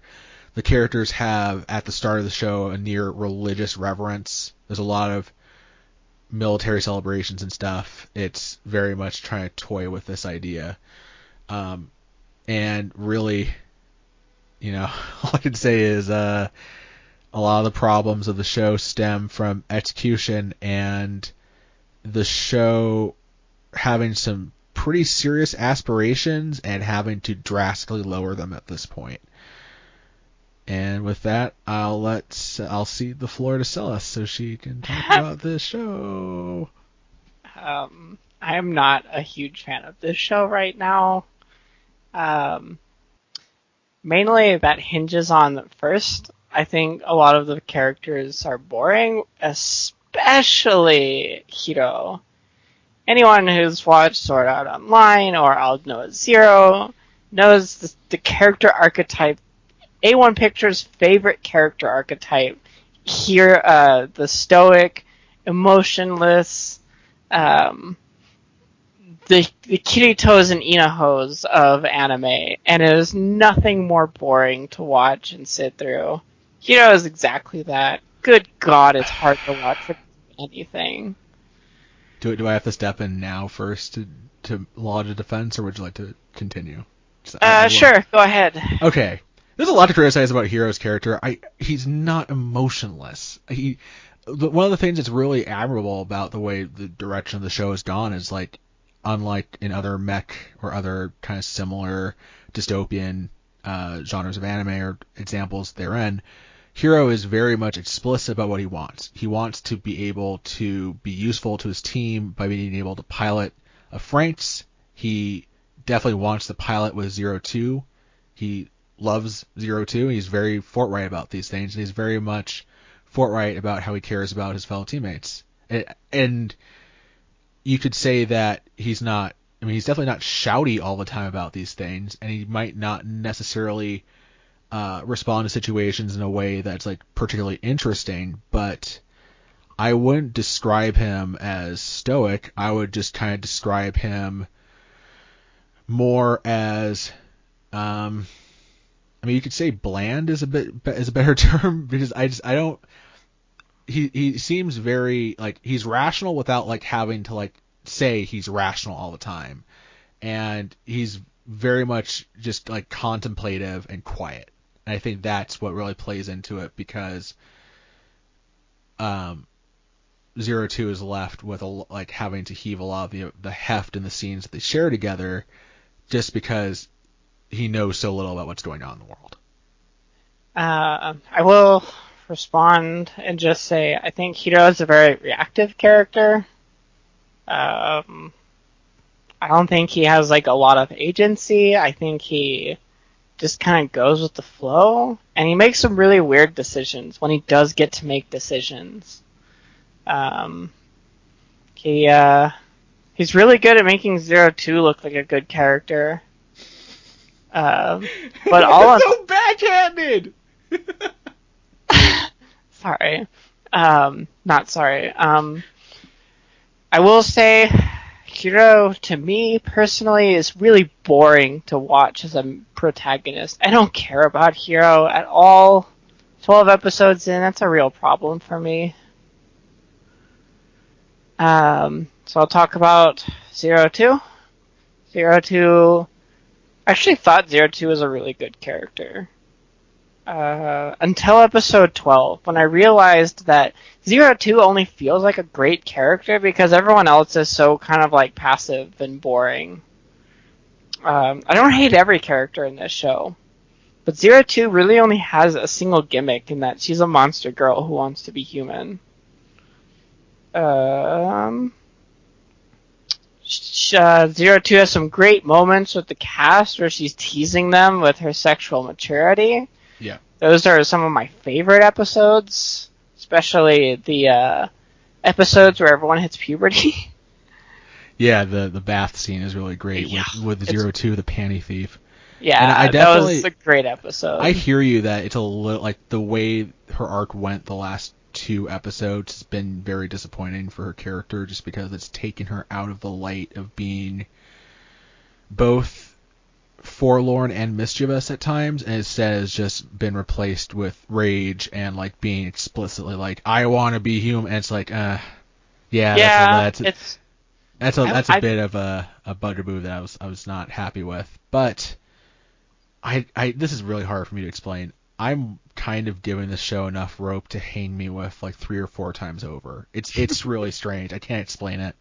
I mean, it's a Trigger show. It looks good. The animation for Trigger is always addicting. Yeah.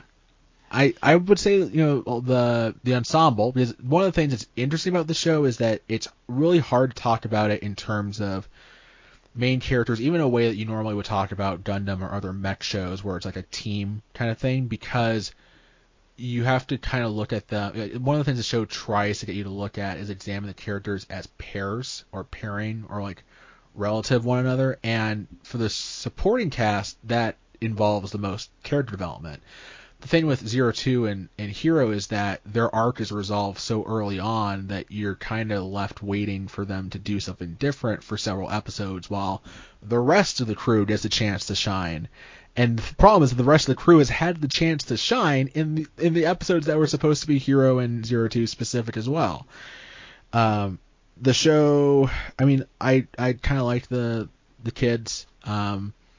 Who's your favorite side character? Definitely Zorome. I thought he was kind of an asshole at first, but then when like he has his adventure in the city, it's probably one of the most emotionally touching moments in the show, where it's just like you kind of realize how fucked up everything is, which is what the show should be going for. Yeah. So, and like the show has ambition, which is, this sucks. This sucks that the show is not good enough. Because this is like Mecha needs shows like this to be a hit, and at least Kim Kardashian likes 02's aesthetic. It's tough. It's miserable trying to defend the show. Really, that's all I can say. And I still like it. I don't know. So Celeste's favorite side character is Goro. Yeah, go bro. Goro is awesome. He really comes across as a much more mature character. I like the way he treats Ichigo, who is just like the epitome of suffering. Poor Ichigo, childhood friended. I like his moments. I like the way he reacts, or like the way he bounces off the rest of the characters. I want to see his romance with Ichigo blossom. Yes. I think they make each other legitimately better people. I agree. Other thoughts? The Klaxosaurs are horridly boring and bland. Yeah, it's a bit. I mean, I will say this. There are some designs that I think work really well. There's the one design where it's like a bunch of miniature monsters in one. They've tried to do some like really interesting things with the Klaxosaurs, but they're just faceless monsters of the week. The problem is they're all the same color. That's one of the things I notice about the show, is the show doesn't do a good enough job using color. Like, place for in the universe, you have to go look online and see there's actually like documented evidence about like, oh yeah, the art team went into it like, we're gonna use these episodes and use these colors, then we're gonna switch to these colors to convey this mood in these episodes, this part of the story. And Franxx doesn't do a good enough job with that. And the Klaxosaurs are the ones that suffer the most. It's unfortunate because I would say bringing in Gurren Lagann in this conversation, there's a decided difference between the depiction of the Klaxosaurs and the depiction of the Beastmen, which is like the lineal, like 1-to-1. It's like almost a devolution in a sense. So I agree with you on that. And yeah. My only final thought on Darling in the Franxx is we're 12 episodes in, and I don't feel like we have I don't feel like we know anything about the narrative. Like, I don't know where it's going. And that bothers me. I'd like to know something. I'd like a hook. I want to like Darling in the Franxx. I really do. It's boring, and I'm kind of getting over it, and I totally understand anybody like dropping it. I want them to give me something. I want, like, a narrative plot bomb. Like, they have too many characters to develop. Why not kill off 2 or 3 of them? That would really hook me. Or just reveal some terrible secret about the government structure. Yeah. give us a narrative goal. I don't know. I mean, that was kind of Zerome's episode was supposed to be like, something's really fucked up going on here. Yeah, but all that did was establish that, hey, something is messed up. We're not going to tell you what that something is. We're just going to establish that there is something messed up, and I need to know more about that to continue to be interested. Which, if you're ready, now brings us to the last episode we're going to talk about. One which I've only, now that it's actually on Netflix, I'm going to watch in full, but I have definitely been getting an earful about from Celeste over the last couple of weeks, which is Violet Evergarden. Would you like to take it away with a brief synopsis? Sure. So Violet Evergarden was supposed to be the juggernaut of the season. It's by Kyoto Animation. It's a light novel adaptation about Violet Evergarden, an orphan child soldier who was sold into the war effort and was essentially the perfect soldier. She met Gilbert, her captain, her Major Gilbert, and Gilbert died, but the last thing he said to Violet was, "I love you." She didn't understand what that meant, and her journey involves her essentially trying to figure out what the phrase "I love you" means. And so, to accomplish that, she becomes a memoir doll, an auto-memoir doll, where she essentially conveys the emotion of customers into letters. She's a letter writer. Which is a result of the war essentially having driven so many resources towards the war effort that the vast swaths of the population are illiterate. So it more or less, yeah. It's a not important plot detail, but Violet is someone who doesn't understand emotion and is trying to learn what those emotions mean and how to express herself by writing letters for other people. Okay, what are your thoughts on it before I destroy this show for being terrible? Sure, I'm 3 episodes in, and while I was actually, because I kind of went in a bit blind beyond listening to some of the more preview-oriented podcasts about the season, and part of the reason why I waited was everything about what I heard conveyed to me this sounds like a show that I might want to just binge.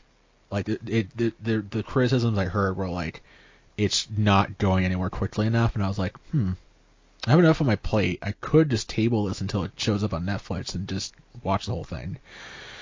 So 3 episodes in, it's visually stunning. I mean, I'd kill any. They're really good.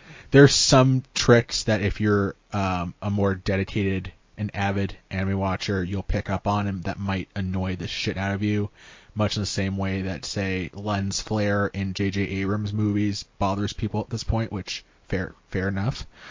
I would say the world's kind of interesting, but I'm worried they're not going to spend very much time going into that, and I feel like those fears are already confirmed about that. I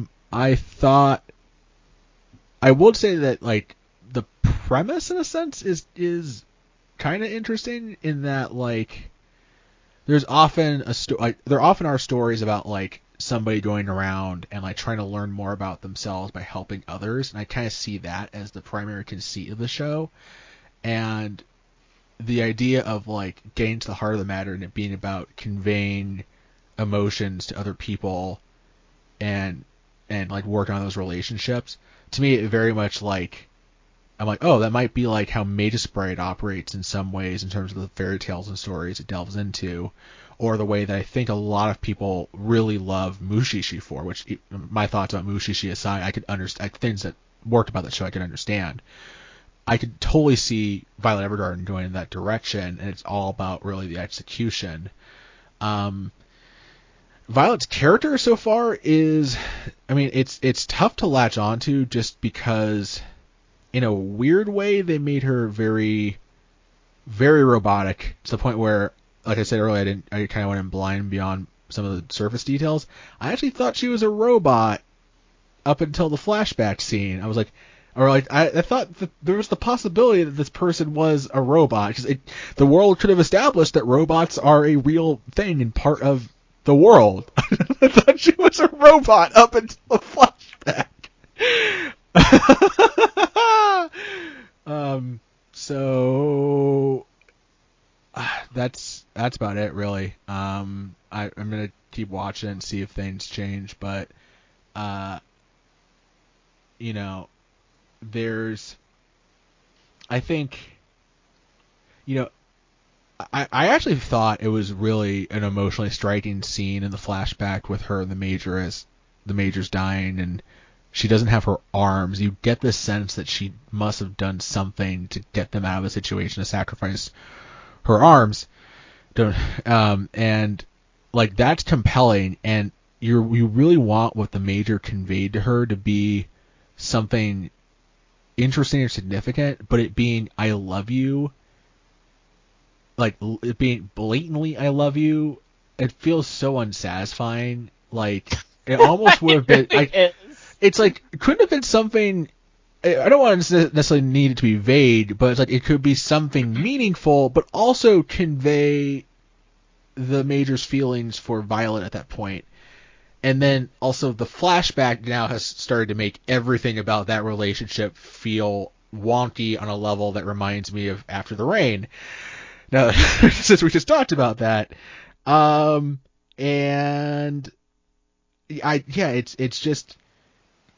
it's unfortunate because there's enough going on in the dialogue, in the particulars of the action, in the very decidedly anti-war message of the episodes I've watched so far, that is generally interesting, and it feels like they got to like the doorstep of a very long and arduous escalator and tripped and ate shit right before the door. And that's what the show feels like.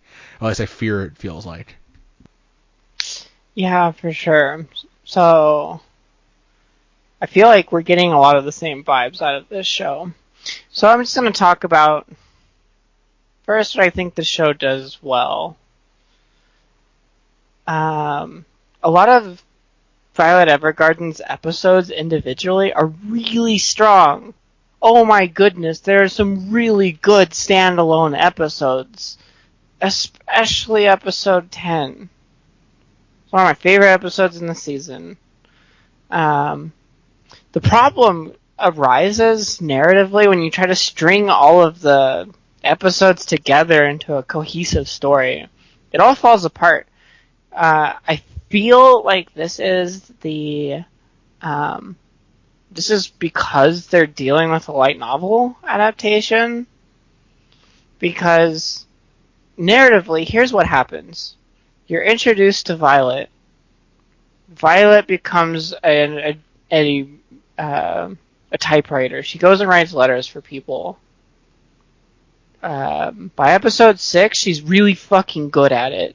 She solves a national love crisis between princes and princesses. That's fucking impressive. So she's essentially, man, this is so hard to talk about because here's the thing. Violet is shown off to be an emotional, like an authority on emotion, which totally goes against everything her character arc is supposed to be about. She's solving, like, old grudges and national scale love issues and bringing As a person back that's together. never been in love. Yeah, it doesn't make any sense. The show is supposed to be about Violet understanding what emotion's about, but she's becomes clearly a master of it.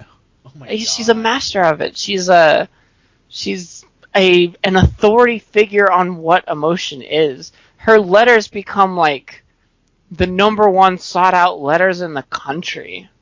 She's brought in to freaking sign a peace treaty between old warring countries.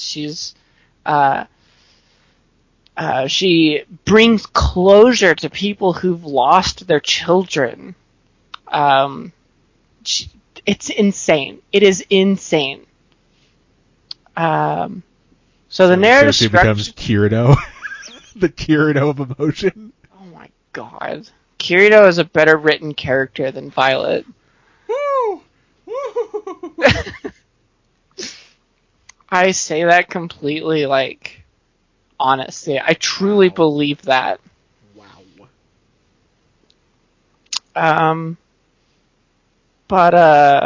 So I will go back and reiterate. A lot of the episodes are very strong as single episodes. The problem is when they're strung together.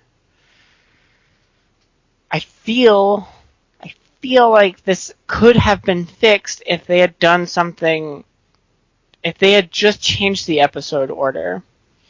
If Violet had had her entire character arc resolved first, which would be like episodes 1, 2, 3, 8, 9, and 1, 2, 3, 8, 9, and maybe another episode.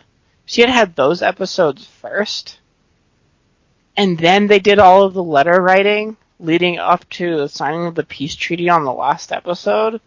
That would have conveyed a much more followable narrative arc. Do they do anything with the whole, like, being sold as a child in the midst of war thing? Because No, they don't. Because that could have been, like, the actual crux at the end of the road. It could have been, like, the treaty, like, involves, like, maybe, like, forgiveness. Like, say, like, one of the parties is, like, involved in human trafficking or something. And it's like, oh, she, like, recognizes someone. No, they don't do anything with this. Alright. Oh, man.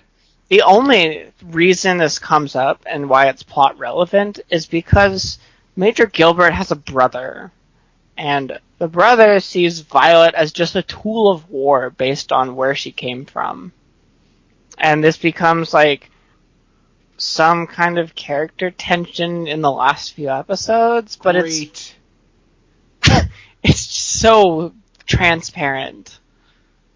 And like all of the other issues that Violet solves with no difficulty whatsoever, she solves it in like half an episode.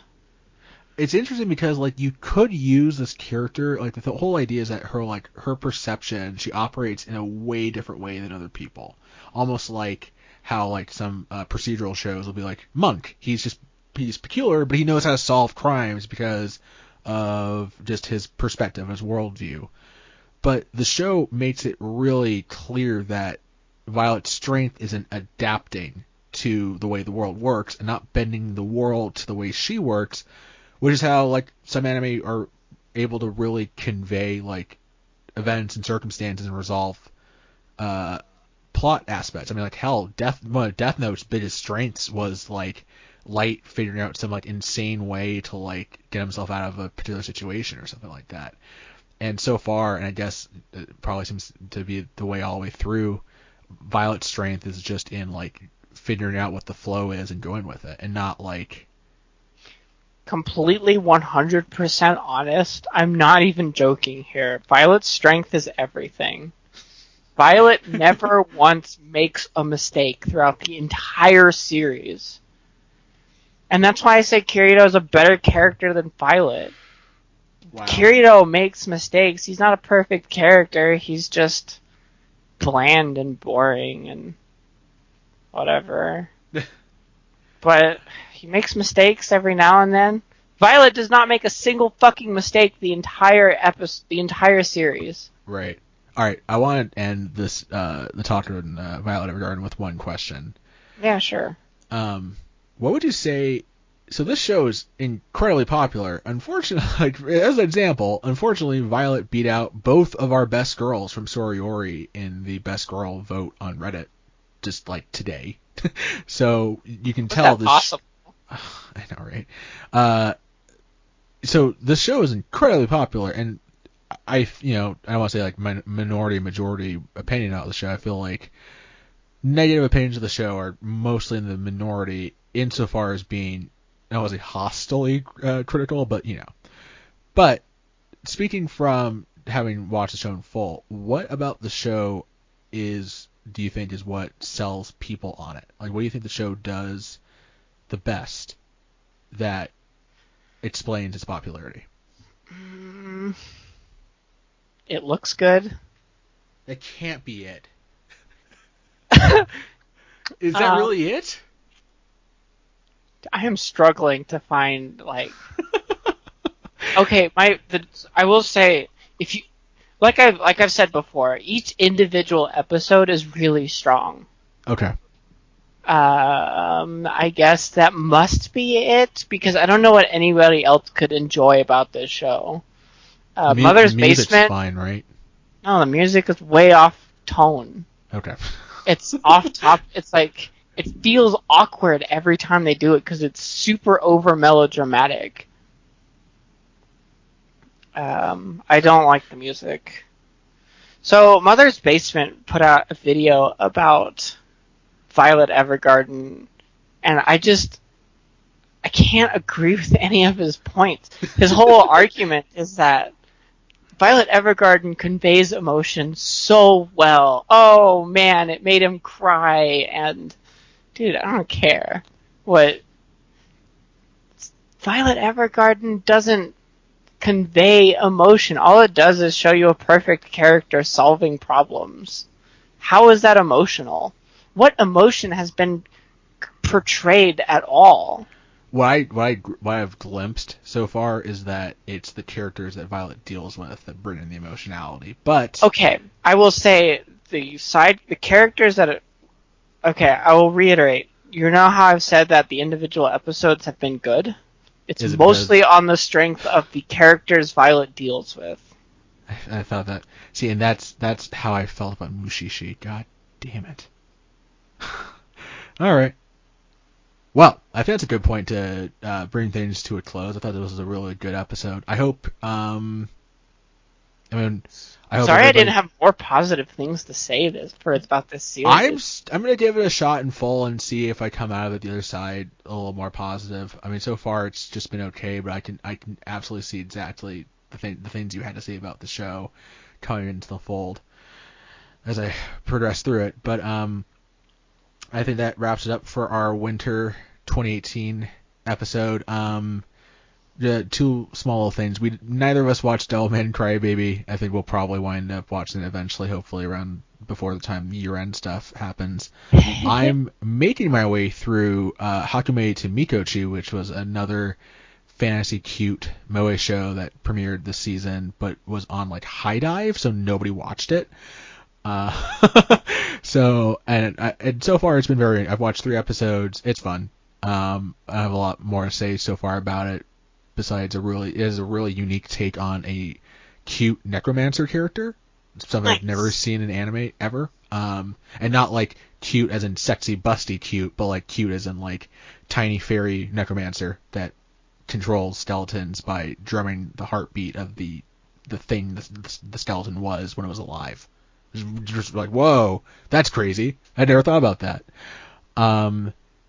Yeah, I guess coming up soon, we're going to try and do something different since spring season's kind of getting started, and instead of doing a preview episode, I think we'll either do like a little bit of a later preview episode or do another review episode towards the end of the season. But the next episode, we're going to try and do something interesting in terms of like, hey, I'm kind of back into watching anime, and I've heard about some particular corner genre or so on and so forth, and I kind of want to know about all the shows that have really made that particular thing a big deal. So we'll probably do another multi-show overview kind of thing. But if there is any interest in Celes and I reviewing a specific show, please drop us a line at lapsedfancast@gmail.com. Celes, do you have any other thoughts before we take it away? Do we want to commit to the Isekai episode? We could do it. It doesn't have to be that one yet. It doesn't have to be the next one. I want to do that eventually, though. So yeah, an Isekai episode would be a lot of fun. Look forward to the Isekai episode. Isekai is a fun genre. Cool. All right, so that will do it for this edition of Lapsed Fancast. This is Fro signing off. And I'm Celes. Moshi. What's the opposite of Moshi Moshi? Is there an opposite one for that? Sayonara. Yeah. Sayonara.